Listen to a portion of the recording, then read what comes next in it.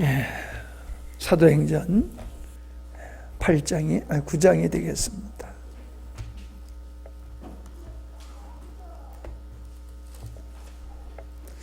지난번보다 아주 그냥 훌륭하게 잘 치죠? 예, 많이 담대해졌어요. 예, 사람은 경험이 필요해요. 예, 경험이 우리를 담대하게 하고 또 지혜롭게 할 수 있는 그런 요소가 되는 것 같아요. 예, 감사합니다. 참. 우리가 지난주에 읽었던 1절부터 8절, 9절까지 우리 한 절씩 교독하도록 합니다. 사울이 주의 제자들에게 대하여 여전히 위협과 살기가 등등하여 대제사장에게 가서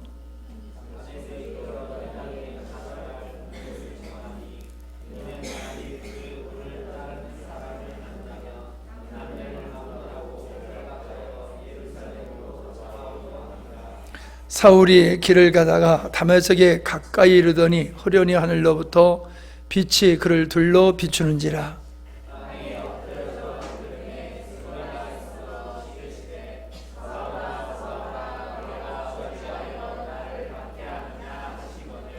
대답하되 주여 니시오니까 이르시되 나는 네가 핍박하는 예수라.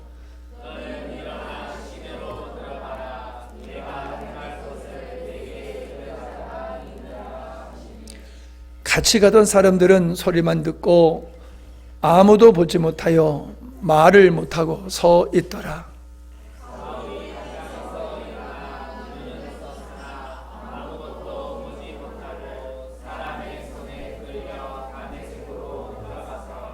같이요? 사흘 동안 보지 못하고 먹지도 마시지도 아니하니라. 아멘. 제가 월요일날 출타해서 이제 오늘 오후에 돌아왔습니다.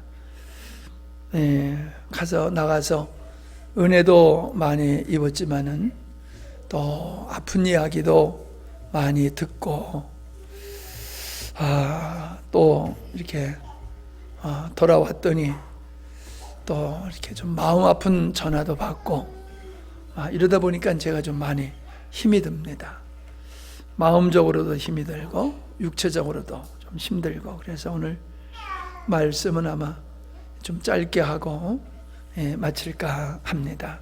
모르겠어요. 항상 그렇게 해놓고는 또 이렇게 길게 하고 그랬는데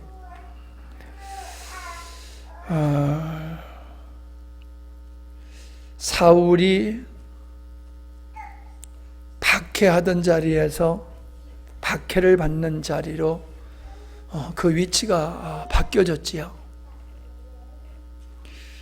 주님께서 어찌하여 네가 나를 핍박하느냐라고 하는 이 말씀을 통해서 볼 때에 교회는 언제나 어둠의 세력으로부터 공격을 당했다라고 하는 것이 이게 성경에서 우리가 볼 수 있는 일이고 그것은 지금도 여전히 동일하게 벌어지고 있는 현실일 뿐만 아니라 앞으로 갈수록 더 할 수밖에 없는 것이다 라고 하는 겁니다. 에레미야 선지자 지난번에 여러분들이 들었지만은 에레미야 선지자는 눈물의 선지자라고 하는 별칭을 가진 사람입니다. 많이 울었다는 거지요. 왜 울었느냐 하면은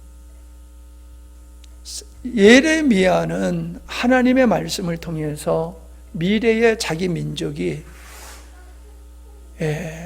바벨론에 멸망하고 포로로 잡혀가고 끌려갈 것을 그는 보았습니다. 앞으로 될 일을 보았어요. 그러니까 일반적인 사람은 그걸 보지 못하니까 당장 앞에 아무런 일이 없으니까 그냥 앞으로 계속 편안할 거다. 그런 마음을 가지고 있었지만은 예레미야는 미래에 닥쳐올 끔찍한 예루살렘의 멸망을 보았을 때에 그는 울 수밖에 없는 거지요. 예수님께서도 예루살렘이 70년 되어지면은 돌 위에 돌 하나 남지 않는 그런 끔찍한 파괴 속에서 예루살렘이 멸망당하고 이스라엘 백성들이 세계로 뿔뿔이 흩어질 것을 예수님은 아셨어요.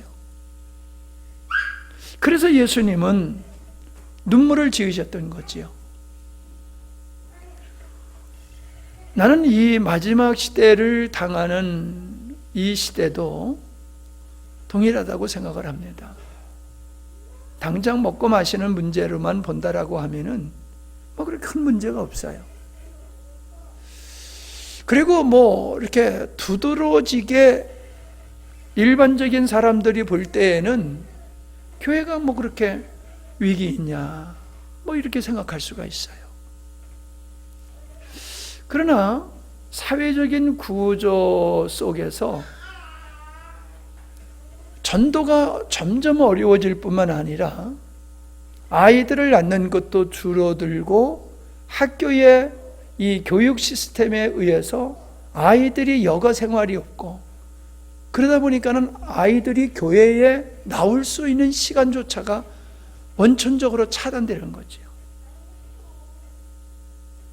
그러다 보니까는 이번에 가서 목사님들하고 이야기를 하다 보니까는 도시에서 꽤 주일학교가 많던 그런 주일학교가 많던 교회가 점점 쪼그러들어가지고 겨우 명명만 유지하는 상태가 됐을 뿐만 아니라 도시에서도 주일학교가 없어지는 이런 현상들이 지금 시작됐다는 거예요. 그러면은 앞으로 이 상태로 간다라고 하면은 좋아질 리는 없는 거예요. 좋아질 리는 없는 거예요. 그대로 이 상태로 그대로 간다라고 하면은 점점 나빠지지 점점 좋아질 리는 절대로 없는 거지요.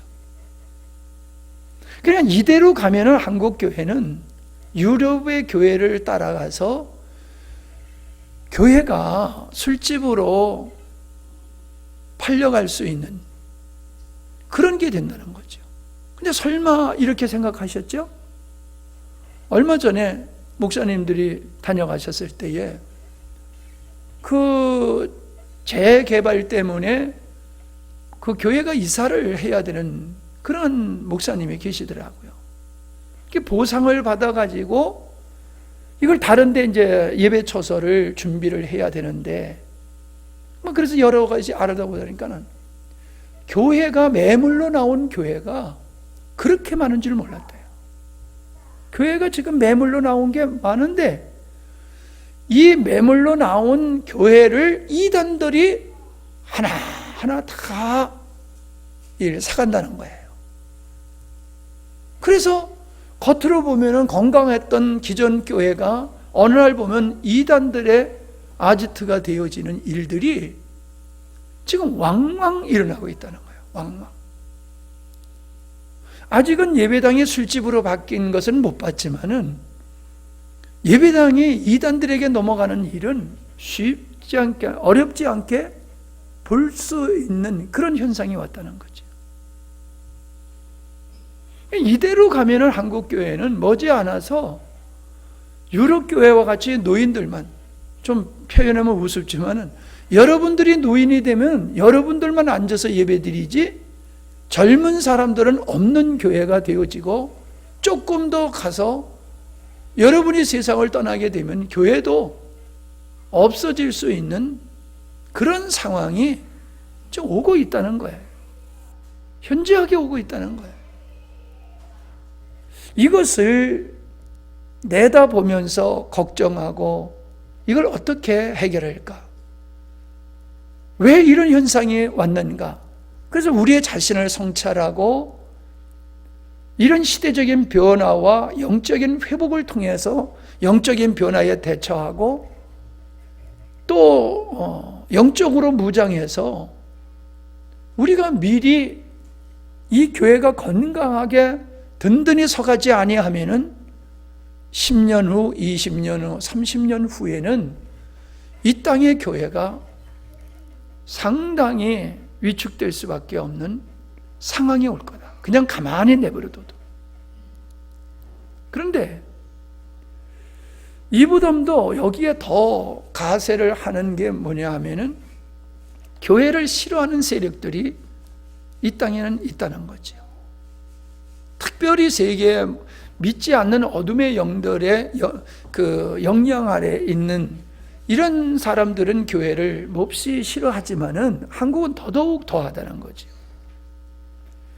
북한은 남한을 적과 통일을 하려고 하는 데 있어서 최고의 방해자가 교회로 보고 있는 거죠. 그래서 교회를 파괴하기 위해서 내부 분열을 조장하고 내부에 사람들을 몰래 보내가지고 이단들이 들어와서 교회를 깨뜨리는 것과 같이 이 북한의 공작원들이 교회에 그 영향을 받은 사람들이 교회에 들어와서 그리스도의 이름으로 교회를 어지럽히고 교회를 깨는 이런 일들이 이미 현실화되어지고 있다는 거예요. 근데 더더욱 이번에 가서 충격으로 들은 게 뭐냐 하면은 분명히 어떤 모습으로든지 이 정권은 교회를 압박해 들어올 것이다 라는 나는 그런 예측을 했는데 그게 1단계가 이제 시작이 됐더라고요. 세무사가 와서 이야기를 하는데 연말정산을 하는 것을 이제 교회가 떼어주는 게 아니고 세무서에서 연말정산을 떼주는 시스템으로 국가에서 바꾼다는 거예요. 그러기 위해서는 교회 재정을 여러분이 헌금한 교회의 헌금 내역을 세무서에다가 다 보고를 해야 된대요. 이게 이미 선포가 돼서 곧 시행이 될 거라고 그러더라고요. 내년 아니면 후년에 이 일이 시작이 될 거다. 이미 그렇게 선포가 됐기 때문에. 그리고 헌금을 하는 5%, 1%, 우리 재정의 1% 헌금하는 사람, 5% 헌금하는 사람, 뭐 이렇게 프로테즈로 헌금하는 사람들의 그 헌금 액수와 명단을 또 보고를 해야 되는, 보고를 하라고 하진 않지만은 그거를 그렇게 구별해서 비치를 해야 된다라고 하는 이야기가 이제 나왔다는 거예요. 이게 신천지를 지금 이제 이 코로나 때문에 미운 털이 박혀가지고 신천지를 때려잡으려고 하면서 이어서 교회도 그 뒤 후속타로 교회도 그렇게 암쪽으로 보는 교회를 그들은 말살하기 위해서 정당한 것 같지만은 아주 그 사악한 방법으로 교회를 핍박할 것이다. 이게 시작이 됐다는 거예요. 근데 그 얘기를 들으면서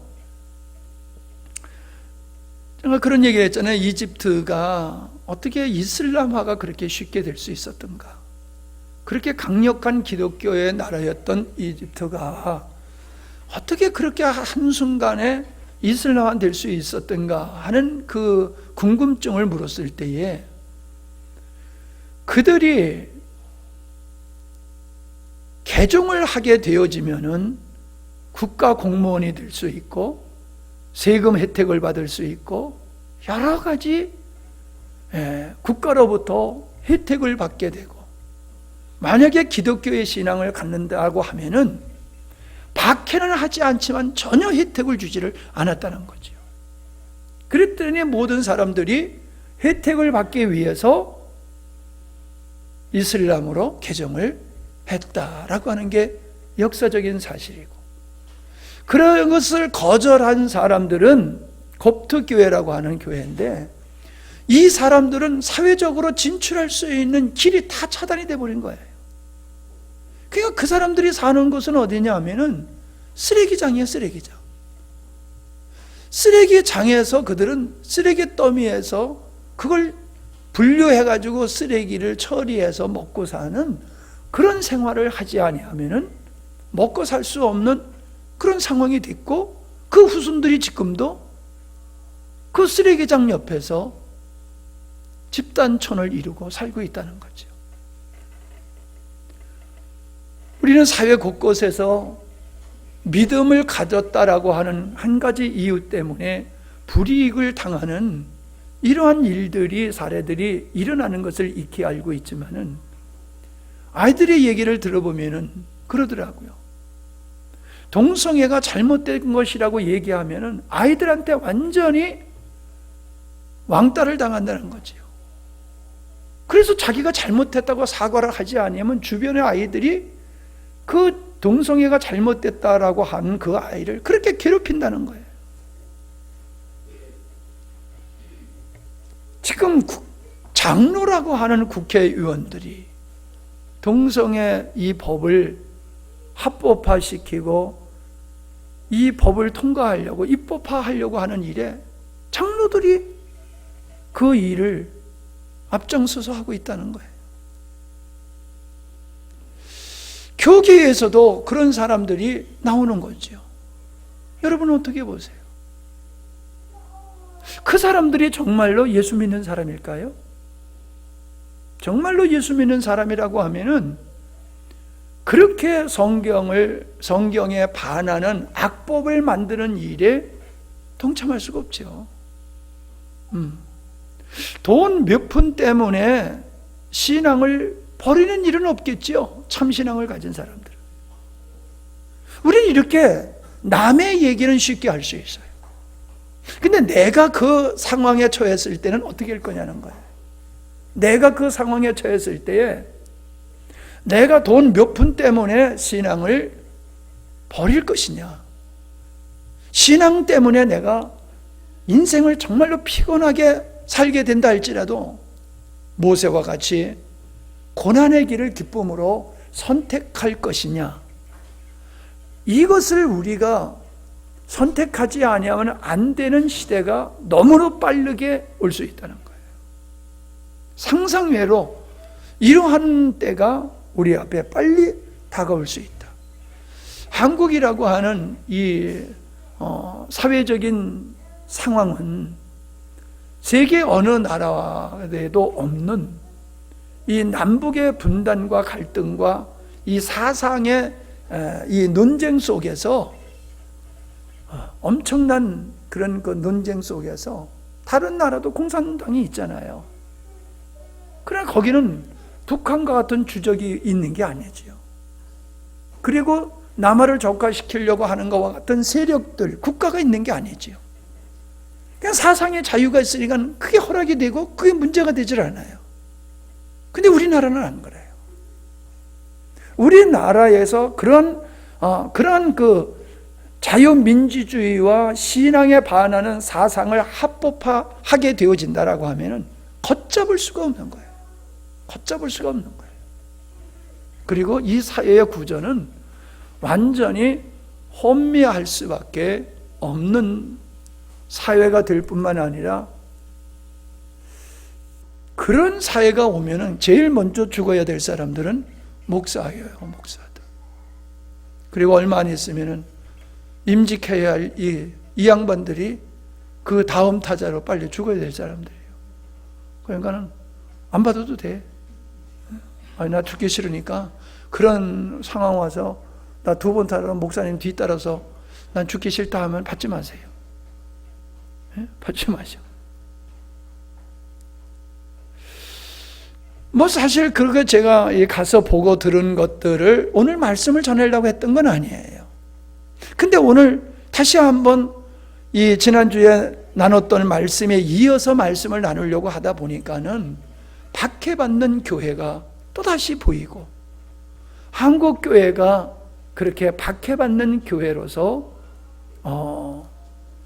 점점 그 자리로 들어가고 있다. 이런 현실이 보이기 때문에 이런 이야기를 하는데, 이런 이야기를 들으면서 여러분이 가슴이 먹먹해 오면서 마음에 깊은 다짐을 하는 사람이 있는가 하면은 뭔 얘기하고 계셔? 그러면서 그냥 아무런 반응 없이, 아니면 더 짜증스럽게 이런 이야기를 듣는 사람도 있을 거예요. 그러나 분명한 것은 우리의 선택에 의해서 우리의 미래의 환경은 결정된다는 거예요.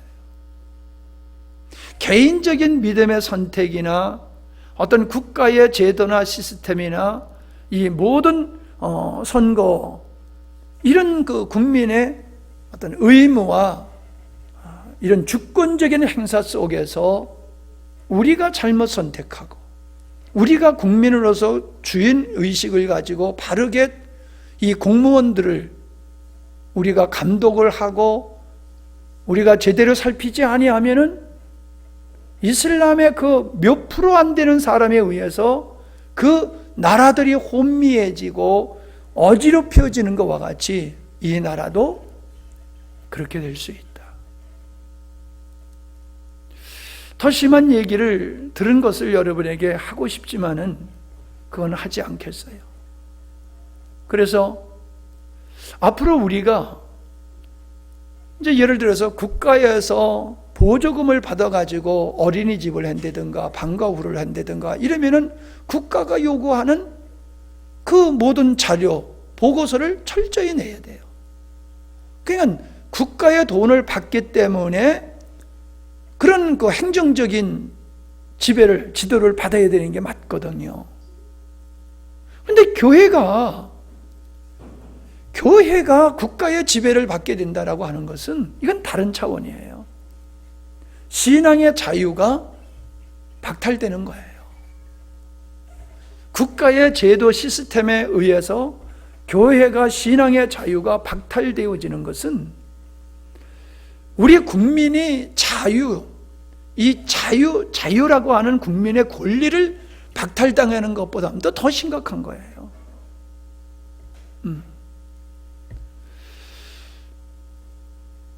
국가의 국토가 국유화가 되어진다. 내가 사는 삶의 터전에 제한을 받는다. 이런 것을 공공연하게 지금 통치자들이 그런 얘기를 하고 있잖아요. 그냥 재산을 허락지 아니하는 사회가 그게 사회주의거든요. 그러한 생각이 국민의 누릴 권리를 박탈하고 국민을 속이고 국민을 억압해가지고 독재가 하게 되는 거거든요. 여러분, 독재 국가가, 이게 이상하게 말이 자꾸 그쪽으로 가는 것 같은데, 자유민주주의라고 하는 제도 속에서도 독재가 이루어질 수 있다는 것을 우리는 꿈에도 생각 못하고 있어요. 민주주의라고 하면서도 독재가 이루어지잖아요. 북한이 민주주의래. 근데 거기 독재가 이루어지잖아요. 우리에게 있어서도 이 자유가 빠진 민주주의라고 하는 것은, 이거는 독재 국가로서 갈 수밖에 없는 과정이다라고 하는 거예요. 이건 우리 국민이 어떤 길을 선택하느냐에 달려서 정말 지금보다도 보다 좋은 사회적인 제도와 안정된 경제, 환경을 우리가 누릴 수도 있지만은 반대로 그렇지 못할 수도 있다. 그건 우리 선택에 달려 있다. 누구 탓할 필요가 없다. 신앙생활도 마찬가지라는 거지. 분명히 요한계시록에서 말씀하고 있는 것은 아담 후로부터 가인과 아벨, 그래서 가인이 이룬 세상 나라의 이런 가치관과 이런 그 정서가 하나님 나라의 백성을 공격하는 이런 일은 아담의 후손인 가인과 아벨서부터 시작되어서 역사 속에 그게 꾸준히 내려왔고 마지막 시대가 되어지면은 더 심화될 거다라고 하는 게 요한계시록을 통해서 우리에게 보여주고 있는 거예요. 그러니까 깨어 있으라고 하시는 말씀은 우리가 깨어 있지 아니하면은 신앙생활을 제대로 할 수 없는 시대가 오기 때문에 그런 거예요. 하나님의 말씀으로 전신갑주를 입으라라고 말씀하셨는데 진리로 전신갑주를 입지 아니하면은 우리의 믿음을 빼앗길 수밖에 없는 사회적 환경이 우리 앞에 온다는 거예요. 그리고 사람들이 먹고 마시고 즐기는 일에 온통 정신을 빼앗기는 그런 시대가 온다는 거죠. 가치관이 무너지고 신앙이 무너지고 그냥 먹고 마시고 쾌락을 즐기는 이게 전부로 그냥 자기가 생각하는 대로 그게 진리로 여기고 살아가는 거예요. 이제 성차별이 없는 이게 합법화가 되면요, 남녀가 그냥 이제 없어지는 거예요. 남자가 나 여자야. 그리고 여탕에도 갈 수 있는 거예요. 그 실제로 그게 그렇게 되는 거예요. 그걸 제재를 할 수가 없어요.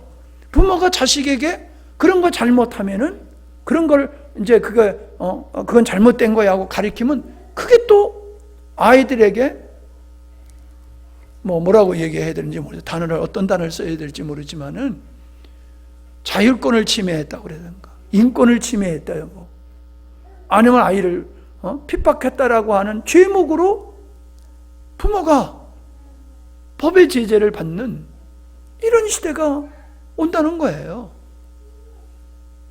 그런 폐단이 이미 선진국에서 수없이 이미 일어나고 있는데 이런 사례를 국민들이 알지도 못하고 설마 그런 일이 있을까? 지들 좋아서 하는 거 내버려 두지. 근데 그게 남의 일이 아니라는 거예요. 그러니까 나 몰라라 하고 있으면은 지금 세상에 돌아가는 것을 그냥 나 혼자 깨끗하게 살고 나 혼자 그냥 바르게 살면 되지라고 이런 아니란 마음을 가지고 살다 보면은 손톱 밑이 굶어가는 걸 모르는 것과 같은 현상이 벌어져서 결국에는 기독교인들이 박해를 당하고 고난을 당할 수밖에 없는 이미 그런 게 시작되었지만은 그게 점점 빠른 속도로 우리 앞에 다가올 수 있다. 그렇기 때문에 우리는 마음의 다짐을 분명히 해야 되는데 지난 주일날에도 수요일날 말씀을 드릴 거를 내가 미리 얘기한다 하면서 말씀을 나눴지만은 하나님은 하나님을 박해하는 사울이라고 하는 이 젊은이를 부르신 거죠. 만나주신 게 부르신 거죠. 만나주셨어요. 자, 이것이 바로 뭐냐면은 마태복음 22장에 아들 혼인잔치에 임금이 손을 초청을 했는데 밭갈 나가야 된다 하면서 안 오고 나는 이래서 못 온다 저래서 못 온다 하고 다 안 왔잖아요. 그리고 심지어는 임금이 보낸 종도를 때리고 죽이고 그랬잖아요. 그렇게 되니까는 그런 사람들의 임금이 벌을 내릴 게 아니냐라고 하시면서 하시는 말씀이 그러면은 임금이 이제 그 후로 종들에게 거리로 나가서 사거리에 나가서 사람이 많이 왕래하는 곳에 가서 누구든지 초청해라. 누구든지 만나는 대로 모두 데려오니 악한 자나 선한 자나 만나는 대로 모두 데려오니 혼인잔치에 손님들이 가득한지라. 하나님께서는 이 땅에 많은 사람들을 사울을 만나주시는 것과 같이 우리를 찾아와 주셔서 만나주시는 거예요. 두려워서 숨어있는 아담을 찾아가신 우리 주님은 인간의 몸을 입고 죄인을 찾아오신 거예요. 그건 벌하러 오신 것이 아니라 그들을 구원하기 위해서 아담을 찾아가셨고 죄인을 찾아오신 거예요. 이게 청함을 받는 거야. 이게 청함을 받는 거야. 내게로 오라. 수고하고 무거운 짐진들아 다 내게로 오라. 이게 청함을 받는 거예요. 누구나 갈 수 있어요. 근데 중요한 게 뭐냐면 예복을 입지 않는 사람을 보고 주님께서 하신 말씀이 뭐냐면은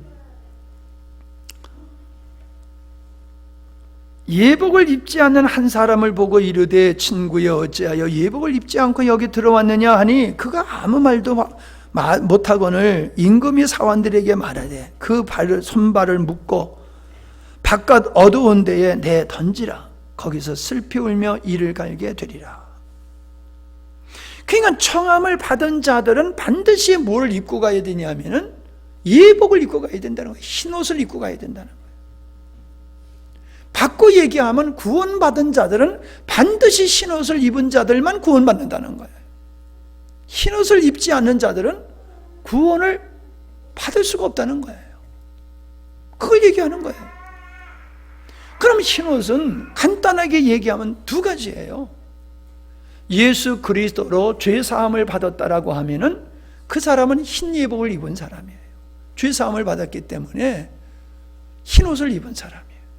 그러니까 죄 사함 받지 아니하고는 절대로 구원을 못 받는다는 거예요. 목사가 되고 장로가 돼도 그건 소용없다는 거예요. 예수 몇 년 믿었느냐, 얼마나 교회에 헌신했느냐, 그건 아무런 소용없다는 거예요. 네가 예수 그리스도의 보혈로 죄사함을 받았느냐라고 하는 거죠. 그럼 우리는 예수님이 내 죄를 위해서 죽으신 것을 믿습니다. 그러니까 내 죄가 사여진 줄로 나는 믿습니다. 그런데 착각이라는 거예요. 왜? 내가 예수 그리스도가 내 죄를 위해서 죽으셨다라고 하는 걸 믿는다고 하면 내가 죄에서 떠나야 되는 거예요. 죄에서 떠나지 아니하고 여전히 그 죄 가운데 뭉기고 앉아가지고 말로만 선언으로만 예수님이 내 죄를 위해서 죽으셨어요 라고 말한다고 해서 예수님의 보혈로 그의 죄가 씻겨지는 게 아니라는 거예요. 돌아서야 되는 거예요. 회개와 회심이 있어야 되는 거예요. 그러니까 회개와 회심하지 아니하고 여전히 세상을 동경하고 세상을 좋아하고 먹고 마시는 것이 자기 인생의 전부고 그냥 천국 가기 위해서 보험 드는 것과 같이 예수를 믿는 것은 그건 예수 믿는 게 아니라는 거예요. 그게 뭐예요? 어린 양이 어디로 인도하든지 음녀 여인과 더럽히지 아니하고 어린 양이 어디로 인도하든지 따라가는다라고 하는 그 말이 구원받은 자의 삶을 얘기하고 있는 거예요. 구원받은 자가 구원하시는 주님과의 그 친밀한 뗄래야 뗄 수 없는 그 하나됨의 상태를 얘기하고 있는 거지.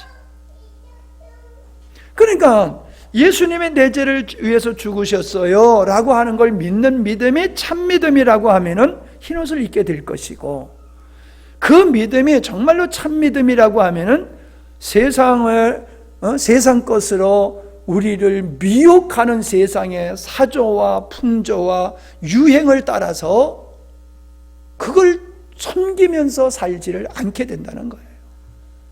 세상의 그런 쾌락을 따라서 세상의 논리와 세상의 가치관으로 살지 않을 것이라는 거예요. 그리고 어떤 고난이라 할지라도 주님이 인도하시는 대로 양이 목자를 따라가듯이 그렇게 주님과 더불어 함께하면서 고난을 당연하게 여기는 자, 그들이 흰옷을 입는 자라는 거예요. 그들만이 구원받는다는 거예요. 그들만이. 그건 여러분, 우리는 행위로 구원받는 건 아니에요. 믿음으로 구원받는 거예요. 그건 틀림없어요. 근데 그 믿음은 세상에 더럽히지 아니하고 어린 양이 어디로 인도하든지 따라가는 자라가, 그런 삶이 반드시 따르게 된다는 거예요. 반드시 그런 삶이 따르게 된다는 거예요. 그런데 그런 갈망이 없다. 그런 삶이 없다. 그런 책임감도 없다. 그런 헌신이 없다. 라고 하는 것은 상관없다는 거예요. 상관없다는 거예요. 세례 요한이 예수님을 가리켜서 타작마당에서 알곡과 쭉정이를 가르는 자가 예수님이라고 소개를 했어요. 여러분, 알곡과 쭉정이를 가르려고 하면은 바람을 일으켜야 돼요. 바람. 풍구 있잖아요. 풍구. 풍구로 바람을 일으키면 바람에 의해서 쭉정이는 멀리 날아가고 알곡은 앞에 떨어지는 거지요. 그래서 알곡과 쭉정이를 구분하는 거예요. 바람을 통해서. 하나님은 이 땅에 알곡과 쭉정이를 분명히 양과 염소를 구별하신다고 그랬잖아요. 양과 염소를 구별하신다고 그랬잖아요. 그러니까 알곡과 가라지를 구별하듯이 양과 염소를 구별한다는 이 말씀은 참믿음을 가진 자와 참믿음을 가지지 않는 자를 하나님은 환난을 통해서 구별하신다. 구별하신다. 라고 하는 것을 우리에게 보여주고 있는 겁니다. 모세가 하나님께 인정받은 것은 애굽의 모든 영화를 버리고 백성들과 고난받는 걸 기뻤기 때문이잖아요. 아브라함이 하나님께 인정받는 것도 자기가 그동안 쌓아놓은 모든 것을 버렸기 때문에 인정받는 거잖아요. 우리가 예수 믿는 것이 세상 것도 누리고 하나님의 영원한 것도 누리려고 한다라고 하면은 문제가 있어요. 하나님께서 세상적인 건 누리게 하시면 누리면 돼요. 근데 난 이건 반드시 누려야 돼.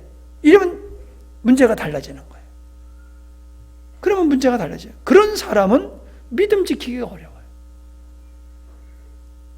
그러니까 여러분이 결단해야 됩니다.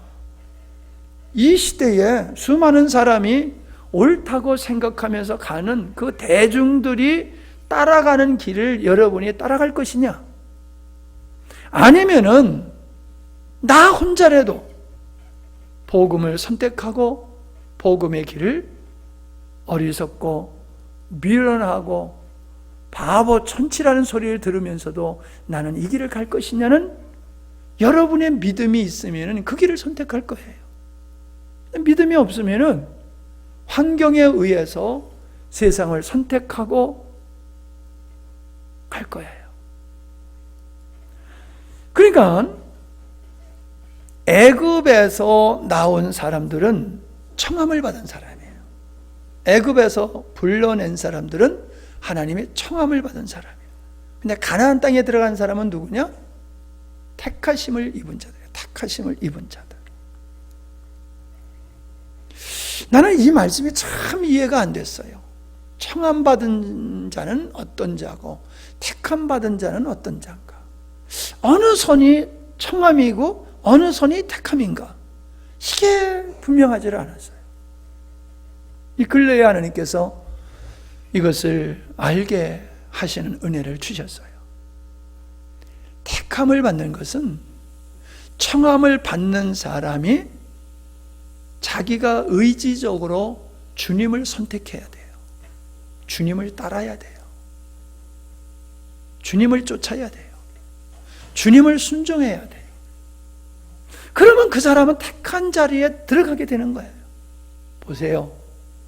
12의 제자를 주님은 부르셨어요. 청함이죠. 근데 유다는 청함을 받았지만 택함을 받지 못했잖아요. 그러나 하나님이 택하지 않은 게 아니에요. 자기가 믿음의 길을 버린 거예요.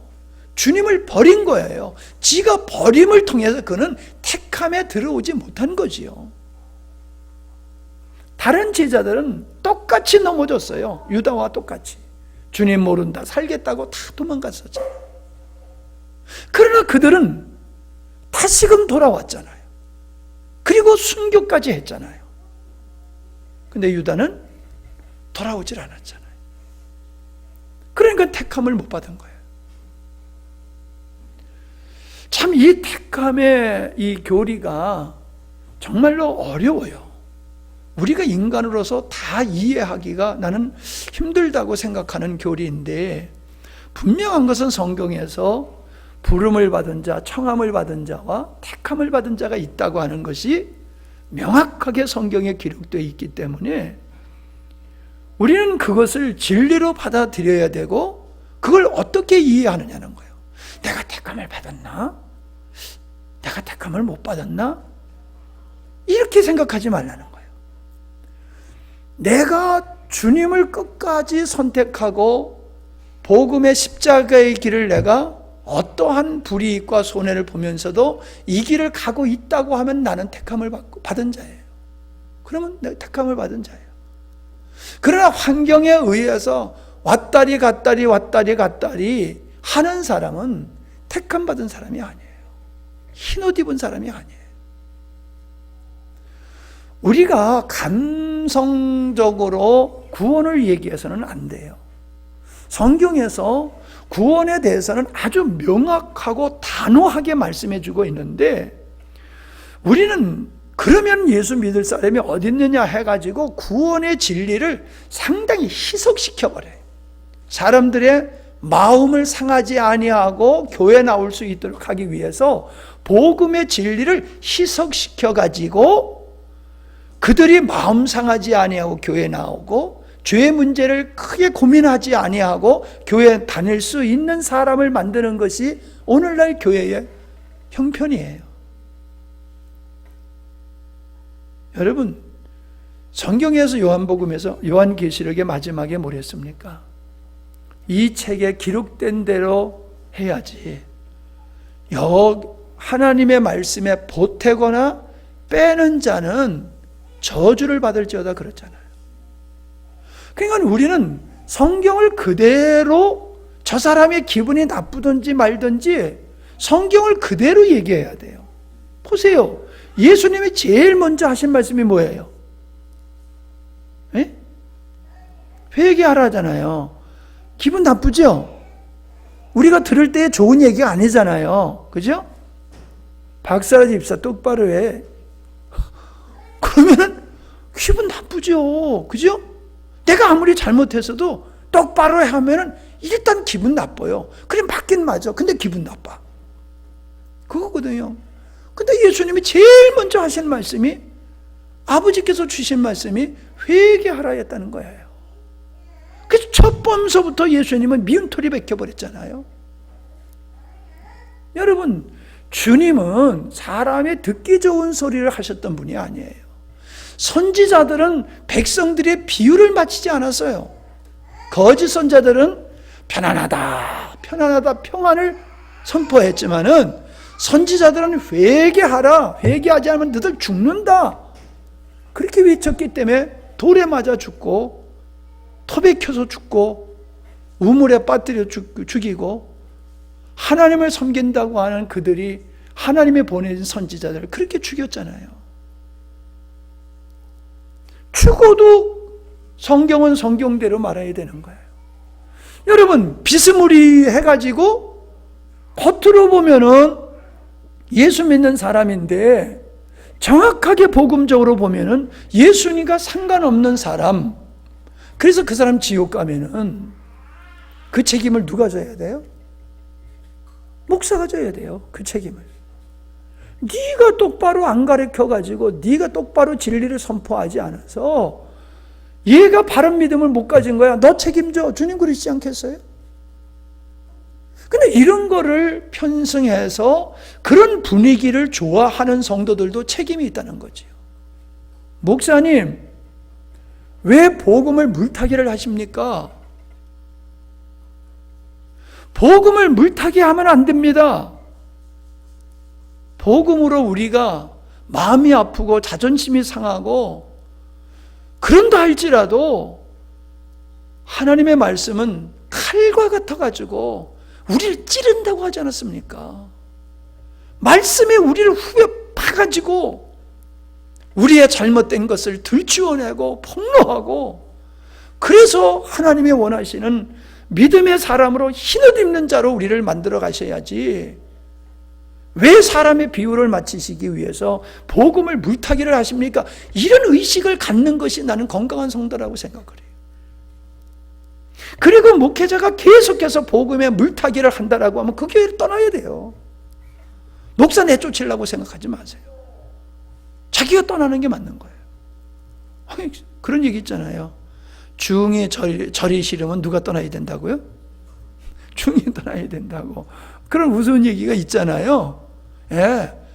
내가 떠나는 게 상책이지, 그 목사를 갖다가 뭐 바르게 만들어 보겠다고 또 투쟁을 해가지고 옆에 있는 알곡까지 다치게 하고 그럴 필요가 없어요. 하나님께 맡기고 내 살 길 찾아서 건강한 교회로 가고 건강한 교회를 만드는 일에 헌신해야 되는 거예요.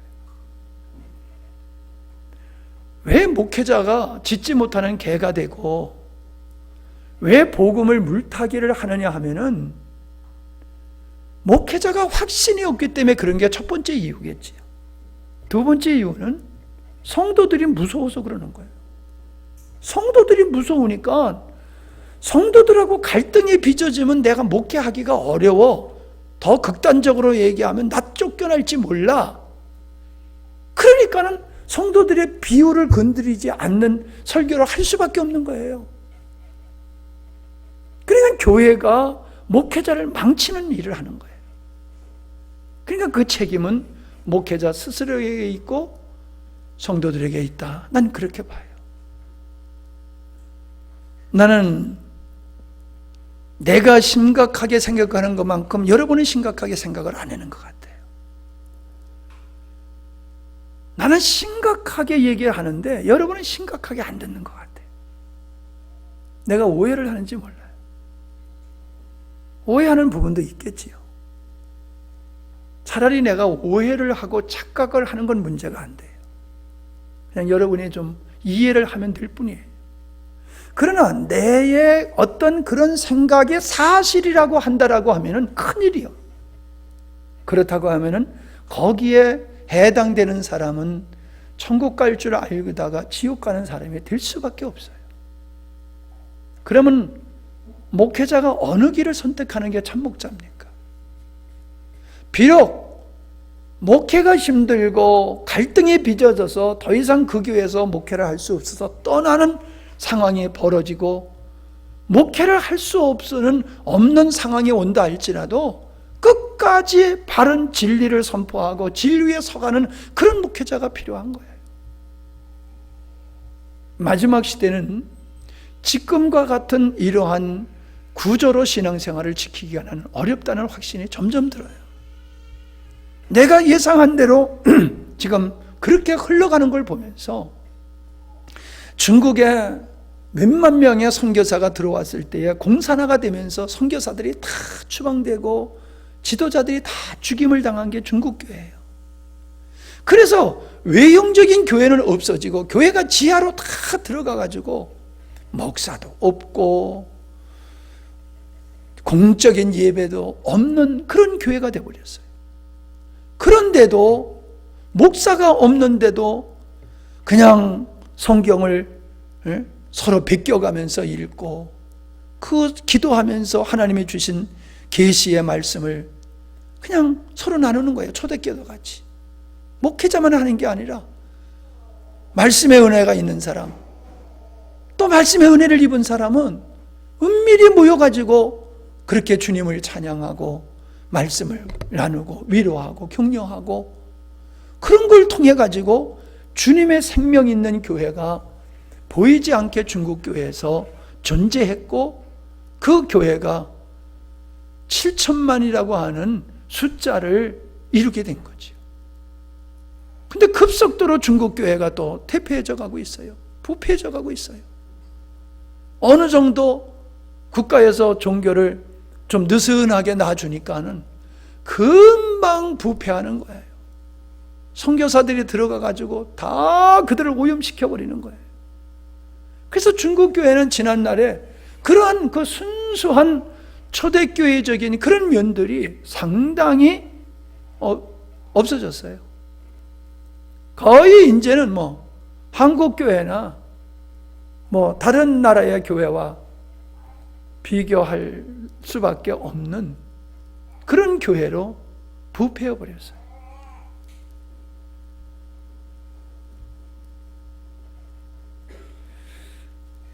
여러분,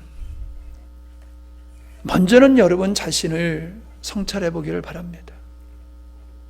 여러분이 여러분의 자녀들의 믿음을 책임지지 못한다고 하면은 여러분의 믿음은 가짜예요. 우리가 완벽한 부모가 되어야 된다는 얘기는 아닙니다.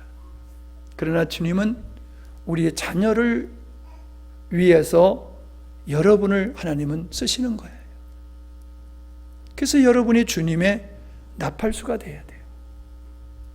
주님의 통로가 돼야 돼요. 복음의 통로가 돼야 돼요. 여러분 가정에서 가정 예배를 드리십시오라고 하는 것은 주님을 달래기 위해서 예배드리라는 얘기가 아니에요. 여러분의 신앙에 견고한 신앙으로 서가기 위해서는 여러분이 다른 사람을 가르쳐야 돼요. 다른 영혼들을 세워가야 돼요. 이게 원리예요. 그래야지 여러분의 신앙이 먼저 건강한 거예요. 여러분 처녀는 젖이 안 나와요. 애를 낳아야지 젖이 나와요. 양도 저게 진짜 새끼 뵌 건지 안 뵌 건지 모르겠어. 근데 새끼를 한 번 낳아야지 양의 젖이 나오는 거예요. 새끼를 한 번도 안 내면 젖이 안 나온대요. 그러니까 영적으로 우리가 다른 영혼들을 섬기고 다른 영혼들을 세워나가는 이런 영적인 이런 나의 역할을 하지 아니하면은 이건 건강한 신앙이 아니에요. 아무리 그 사람이 착하고 선하고 의롭고 교회에 봉사한다 할지라도 신앙의 영적인 야성이 생길 수가 없어요. 그래서 여러분 자신을 위해서 아이들을 가르쳐라. 여러분이 여러분의 자녀들의 신앙을 책임지지 아니하고 누구에게 여러분의 자녀의 신앙과 영혼을 맡기겠냐는 거예요. 우리는 조금만 눈을 돌려서 보면은 세계적으로 위대한 나라 이스라엘이나 이 선진국에서 리더 그룹에 있는 사람들은 가정이 철저하게 질서 있게 바르게 말씀에 서 있다라고 하는 것을 우리는 볼 수 있어요. 그 일을 하지 아니하면은 여러분은 주님께서 여러분에게 은혜 주시고자 여러분의 가정에 은혜 주시고자 하는 것을 여러분은 걷어차는 겁니다. 그리고 여러분은 후회스러운 미래를 만날 수밖에 없게 되고 한국교회의 미래는 암담할 수밖에 없는 그런 미래가 올 것이라는 거죠. 인간적으로 보면은 나야 이제 몇 년만 하면 끝나는 거잖아요. 그럼 난 좋은 시대에 목회를 한 사람이에요. 최고로 좋은 시대에 목회한 사람이에요. 그러나 우리 아들 목사 같은 시대는 정말로 어려운 시대에 목회를 하게 되는 거예요. 여러분들이 같이 어려운 시대에 믿음의 생활을 해나갈 주역들이에요. 여러분들. 여러분 자녀들은 말할 것도 없고. 우리는 이 바울의 박해했던 이런 시대적인 상황은 그때만 있는 것이 아니라 지금도 모습을 달리하고 더 아주 교묘하게 우리의 신앙을 좀먹고 무너뜨리는 역사들이 진행되고 있다. 아주 의로운 모습으로 정당한 모습이지만 실상은 하나님을 대적하는 악한 세력에 의해서 그런 일이 벌어지고 있다는 것을 여러분들이 볼 수 있기를 바라고 그런 것을 여러분이 넉넉히 이겨나갈 수 있는 자들이 되기를 바랍니다. 하나님 아버지, 참 청함을 받은 자가 누구고 택함을 입은 자가 누군가를 알 수 있게 해주셔서 참 감사합니다. 우리가 정말 흰옷 입고 있는 자인지,